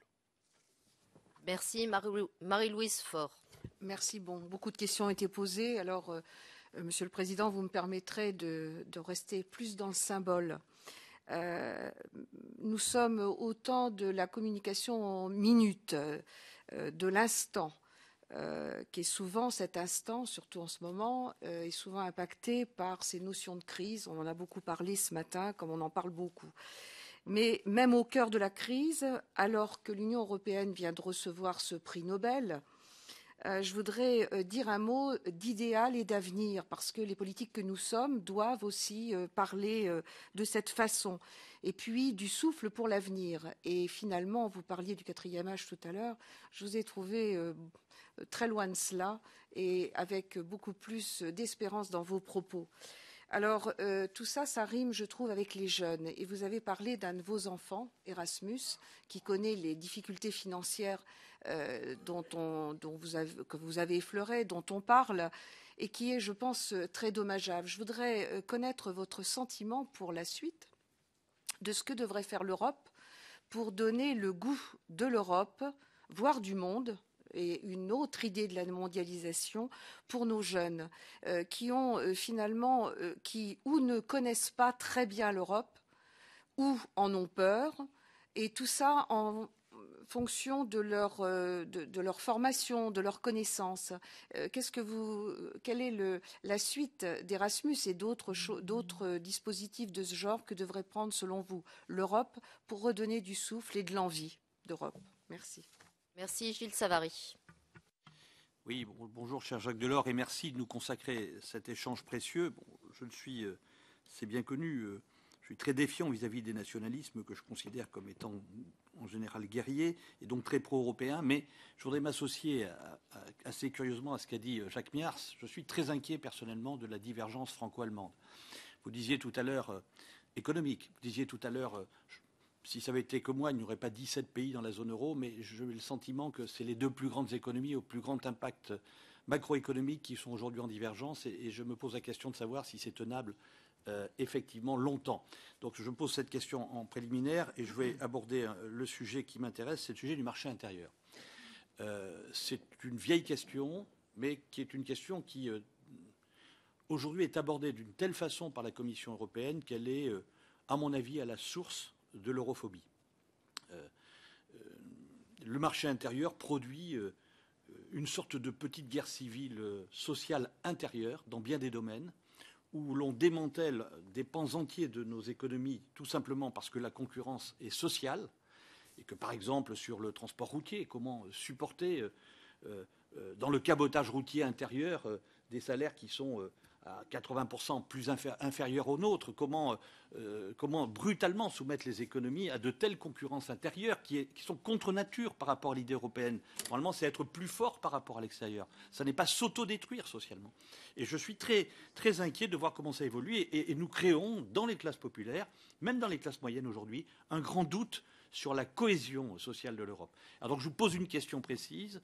Je sais très bien qu'on incante tous Europe sociale, mais que tout le monde est autocentré, que personne ne souhaite ou n'envisage que ce soit autre chose que son modèle social qui s'impose aux autres. Faut-il réintroduire des clauses de sauvegarde de façon à faire la modulation dont vous parliez tout à l'heure entre des nations qui ne sont pas toutes les mêmes et de faire en sorte que l'Europe devienne plus appétante et plus empathique entre les peuples? Merci, Jean-Claude Guibal. Merci, Monsieur le Président. Je voudrais aborder les problèmes de l'Europe d'un point de vue, si j'ose dire, nationaliste, des pays qui les composent. Et plus précisément, problème de l'Europe autour de la relation entre la France et l'Allemagne, l'axe franco-allemand. Du fait de l'élargissement, on a constaté que cet élargissement se faisait en direction de pays qui étaient plutôt dans l'ère d'influence de l'Allemagne. Et dans le même temps, on s'aperçoit que les pays de l'Europe méditerranéenne, de l'Europe du Sud, de l'Europe du Club Med, connaissent des difficultés particulières. La France est entre les deux. Elle est le point d'équilibre, elle a toujours été ce point d'équilibre entre les influences du Nord et du Sud,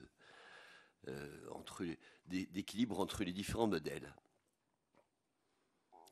Est-ce que la France peut jouer dans l'axe franco-allemand le rôle d'un pôle d'équilibre à l'égard de ce qui pourrait apparaître à l'avenir comme une dynamique allemande?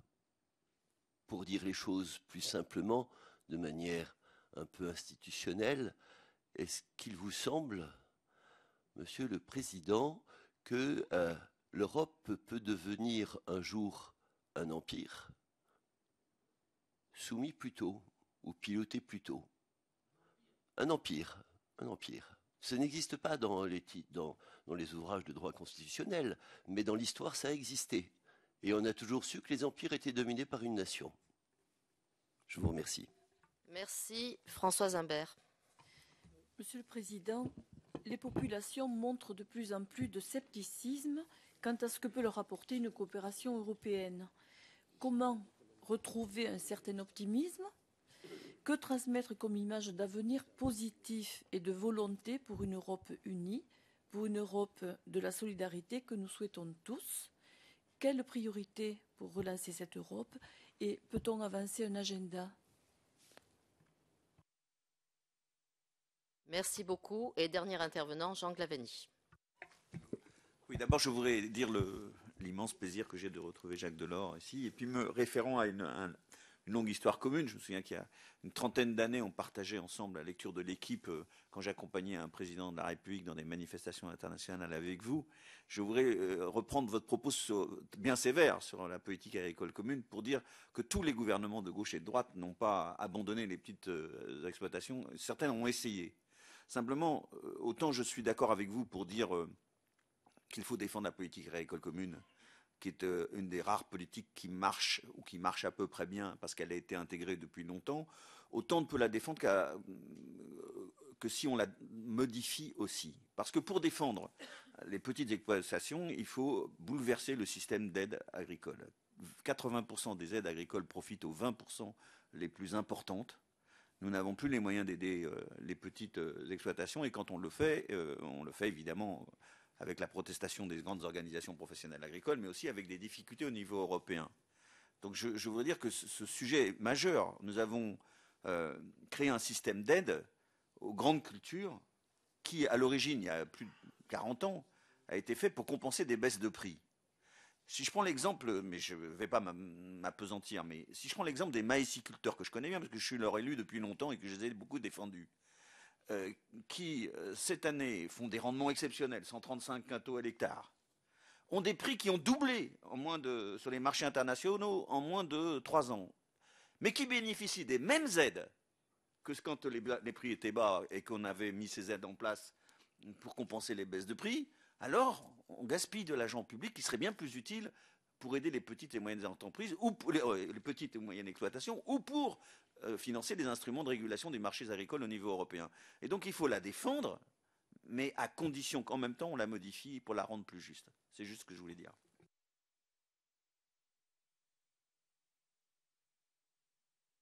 Je commencerai par vous, Jean Glavany. Je ne vais pas raconter mes exploits en matière agricole, mais c'est quand même moi qui ai fait échouer une fois la négociation. Mes deux collègues étaient à Washington, je leur ai demandé de revenir. 15 jours après, j'ai été battu à la commission. Enfin, il est bon d'être président et d'être un jour battu, plutôt que de s'obséder à n'être jamais battu. Et pour le reste, je maintiens ma sévérité. En 1994, ma dernière proposition a été de plafonner les aides. Les ministres de l'Agriculture ont refusé. J'en viens, madame, à vos questions. C'est difficile, la taxe sur les transactions financières. On sait combien il faut tenir compte de la concurrence, de la compétition, de la liberté de circulation financière. On voit combien tout ça est compliqué. Regardez les difficultés, mais aussi le soin que met le gouvernement français à trouver une réglementation des banques qui empêche la spéculation sans faire en sorte que nos banques soient affaiblies par rapport aux autres. Tout ça a été extrêmement complexe. Mais pour la taxe sur les transactions financières, il ne faut pas attendre que le monde entier la fasse. Il faut prendre nos risques. Il faut la faire d'une manière qui soit valable, techniquement valable, mais il faut la faire. Quant à la taxe carbone, madame, je suis partisan, pas seulement aux frontières, mais aussi à l'intérieur. Parce que, j'y reviendrai dans un instant, plutôt, je peux le dire tout de suite, puisque plusieurs questions ont été posées dans ce domaine. On ne peut pas changer de modèle de développement en continuant à calculer notre production intérieure brute comme on le fait. Je vais vous donner 2 exemples. Chaque fois qu'il y a un dommage fait à la nature qui ensuite se reportera sur des générations, il n'y a pas d'évaluation du stock capital. Autre exemple. En ce moment, les Français qui sont loin de leur lieu de travail mettent 2 fois plus de temps qu'il y a 20 ans pour aller à leur travail. Le PIB montre qu'on s'est enrichi. Donc notre manière de compter nous empêche de tenir compte des grands défis de l'environnement, de l'équilibre ville-campagne et de la qualité de la vie. Et par conséquent, il y a eu un rapport de fait là-dessus par la commission Stiglitz, mais enfin, tout ça devrait devrait être revue. Notre manière d'appréhender les choses peut nous amener à des meilleures solutions. Michel Destaut connaît très bien de ce dont il parle et il est évident que je suis comme lui un peu effrayé que nous perdions nos positions matérielles en Afrique, même si diplomatiquement, beaucoup de nos diplomaties sont encore contents. Je crois qu'il a raison là-dessus et il faudrait peut-être regarder un peu du côté de la Banque mondiale, qui est vraiment très américanisée, pour voir si elle ne pourrait pas être le vecteur pour cela. Bon, j'ai déjà parlé de la PAC, mais M. Rochebloine en a parlé aussi. Je maintiens mon point de vue minoritaire sur mes craintes pour le monde rural. Je maintiens. Je pense que, et je vous dis, j'ai beaucoup d'exemples qui pourraient. L'aide aux plus démunis, c'est vraiment un scandale qu'on ne trouve pas au budget communautaire les 200 millions d'euros qui seraient nécessaires. Ça a fait beaucoup de mal. Et je connais très bien la banque alimentaire, ils ont énormément de difficultés. Alors, la banque alimentaire fournissent un tas de petites associations qui, sur place, font du travail pour ceux qui sont exclus, pauvres et autres. Pour la Turquie, il y a une notion qu'on ne peut pas développer aussi. Je n'ai pas dit que j'étais pour l'entrée. J'ai dit que j'étais contre ceux, les mauvais bergers, à mon avis, qui ont dit non jamais. Il y a des politiques de voisinage, il y a des formes intermédiaires de coopération possibles avec la Turquie. Demain, je l'espère, avec la Grande-Bretagne, si elle ne veut pas rester là. Mais il faut faire très attention à l'idéologie islamiste et on lui donne des aliments en agissant ainsi. Et vous voyez les persécutions contre les chrétiens dans plusieurs pays du Moyen-Orient, en Égypte et ailleurs. Ce qui d'ailleurs n'a pas l'air d'émouvoir beaucoup nos chancelleries, mais enfin. Heureusement que les églises s'en occupent. Hein. Madame Cécile Duflot pourrait y penser aussi à ça. Bon. Je lui transmettrai. Oui, oui. Oh, c'est un avis d'un vieux. Hein. Monsieur Roumegas, le système d'échange des quotas, évidemment, M. Roumegas voudrait que la France joue un rôle plus grand dans ces domaines. Et l'Europe aussi. La plus grande déception a été à Copenhague. À Copenhague, vous vous rappelez cette grande réunion avec M. Van Rompuy, M. Barroso, des chefs d'État qui se distinguaient. Et à la dernière réunion, l'Europe a tapé une porte où il y avait les États-Unis et la Chine. La porte ne s'est pas ouverte. C'est une histoire à raconter pour expliquer combien l'Europe doit se ressaisir.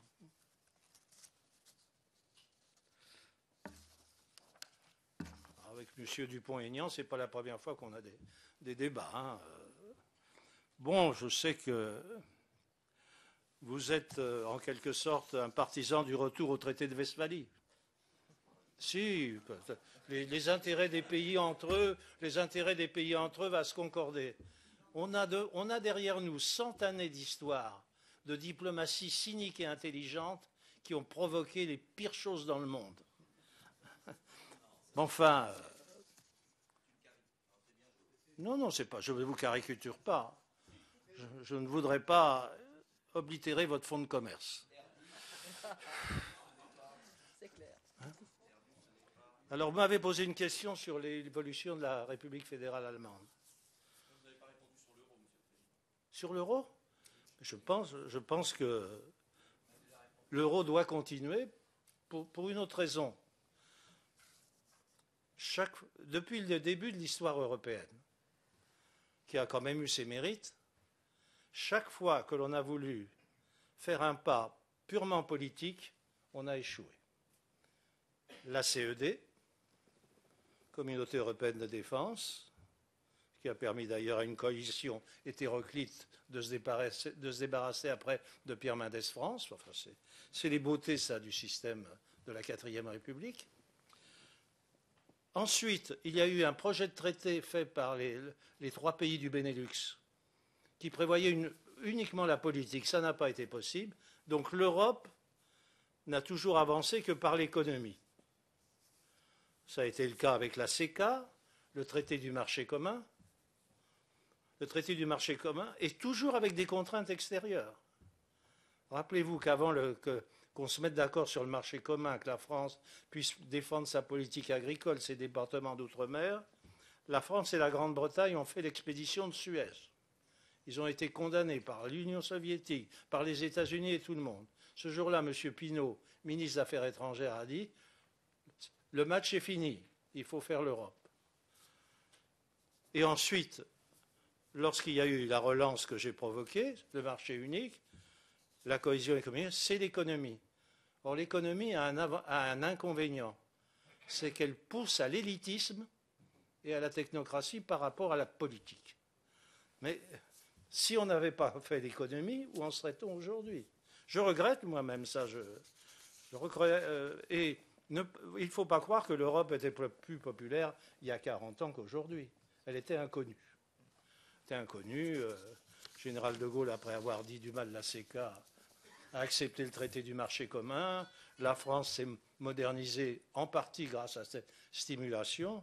Mais moi, j'ai toujours eu ce sentiment que l'économie, parce que c'est compliqué, etc., on ne parle pas simplement pouvoir d'achat, éloignait les peuples de l'idéal européen que beaucoup ont manifesté avoir encore au cœur. Donc, je reconnais que ça, c'est vraiment très compliqué. Je vous interromps, Jacques, parce qu'il faut que je... Oui, bon voyage au Maroc. Je suis navrée, Monsieur le Président, cher Jacques, de ne pas pouvoir rester jusqu'au bout de votre lumineuse intervention. Je dois partir avec le Premier ministre au Maroc et je ne voudrais pas rater l'avion. Mais Daniel Auroy va terminer. Et puis, je demande aux membres de la Commission des Affaires étrangères de rester ensuite, après, car Odile Saugue va me remplacer. Nous avons besoin de nommer un rapporteur. Donc voilà, ce sera fait. Merci encore, Monsieur le Président, de votre intervention. Et bon voyage. Encore pardon de devoir partir avant la fin. Et en réalité, que vous soyez pour la formule actuelle ou une autre, je vous pose une seule question. Les pays européens n'ont-ils pas d'autre choix qu'entre la survie et le déclin? Et est-ce que chacun peut s'en sortir seul? Et je pense que c'est ça, aujourd'hui, qui me hante depuis les années 70. Monsieur Christophe Léonard a parlé de cette Europe. Je lui réponds par ce slogan de la survie et le déclin, mais il y a aussi une crise morale en Europe. Une crise morale laïque, je ne parle pas de religion. Une crise morale, le goût de l'instantané, la domination des médias. Je me rappelle qu'un jour, un ministre allait à la télévision, il y avait de la neige à Paris. Le journaliste lui a dit « Mais monsieur le ministre, vous n'avez pas prévu ça, qu'avez-vous fait ?» Il tremblait avant, il tremblait encore plus après. Le goût de l'instantané, la pression des médias, le bug, comme on dit aujourd'hui, tout ça permet difficilement d'expliquer des projets de fond et des projets qui sont ingrats, qui ne sont pas faciles en plus à expliquer. Et Marie-Louise Soir a raison quand elle dit comment retrouver l'idéal. Mais à mon sens, plus le Parlement nationaux parleront d'Europe, c'est l'élément, à mon avis, le meilleur pour essayer d'avancer les choses. On ne peut pas demander. Moi, j'avais demandé à chacun des commissaires d'aller devant leur Parlement. Un commissaire, c'est loin. Et puis, ce n'est pas lui qui peut parler aussi bien qu'un élu national. Gilles Savary m'a posé beaucoup de questions. Il m'a parlé des clauses de sauvegarde. Je pense comme lui que sur les transports routiers, il faut taper sur la table. De même que si on n'a pas fait la directive Bolkestein, il y a quand même des contrats qui permettent de la contourner. et que ça devrait faire l'objet d'une réflexion au niveau européen proposée par la France. Vous avez posé la question, et aussi un de vos collègues, sur la relation franco-allemande. Elle n'a jamais été facile. Et je retiens deux choses de cette histoire de 40 ans. La première, c'est que la divergence des structures françaises et allemandes, structures de pensée et structures économiques et sociales, a toujours existé. Ça n'a pas empêché M. Adenauer de suivre la proposition de Robert Schuman. Ça n'a pas empêché M. Giscard d'Estaing et M. Schmitt de faire le SME. Ça n'a pas empêché M. Mitterrand et M. Kohl de progresser. Est-ce qu'il y aurait un fait nouveau qui ferait que les Allemands sont davantage crispés? Je reconnais qu'au début de la crise, ils l'ont été. Mais si vous regardez les pas faits depuis par Mme Merkel, nous ne sommes plus dans la même situation. Elle a quand même... Et donc là se pose une question aux Français. Mme Merkel est partisane d'un renforcement du SME. Est-ce que la France dira chiche? Parce que les Français, qu'ils soient de gauche ou de droite, n'aiment pas beaucoup les institutions communautaires ni les transferts de souveraineté. Et donc, en n'oubliant personne, puisque j'ai déjà parlé de Jean Glavany, je voudrais attirer votre attention sur un point. Dans le traité budgétaire que vous avez ratifié, la France va perdre une partie de sa souveraineté budgétaire, implicitement. S'il y avait eu un traité qui définisse ce qu'est la souveraineté partagée, nous l'aurions accepté explicitement et nous aurions plus de paroles à la table et nous pourrions mieux l'expliquer aux Français. Mais l'allergie des Français vis-à-vis des transferts de souveraineté, qui est due aussi à notre nostalgie et d'une monarchie républicaine, à mon avis, excusez-moi d'être aussi franc, c'est quand même un grand problème.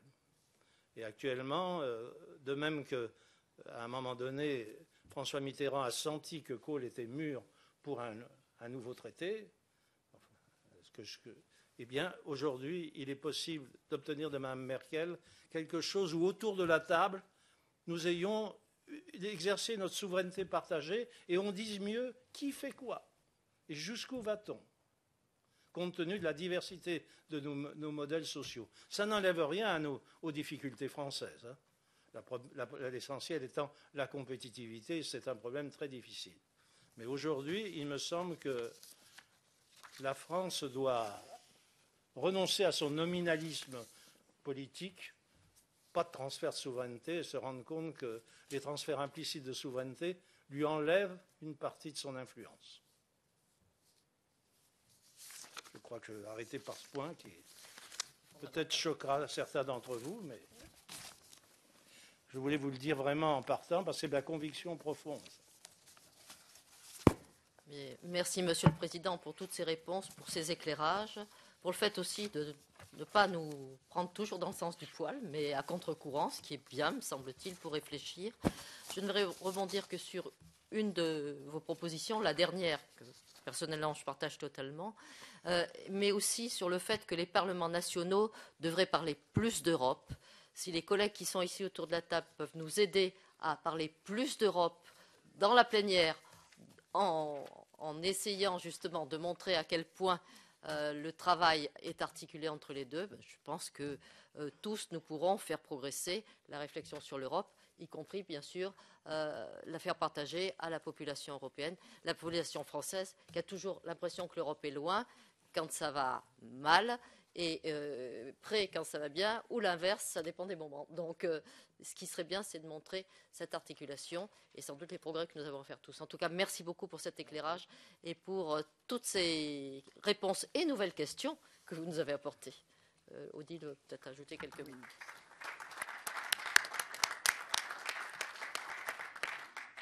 Monsieur le Président, j'arrive en cours en cours de commission.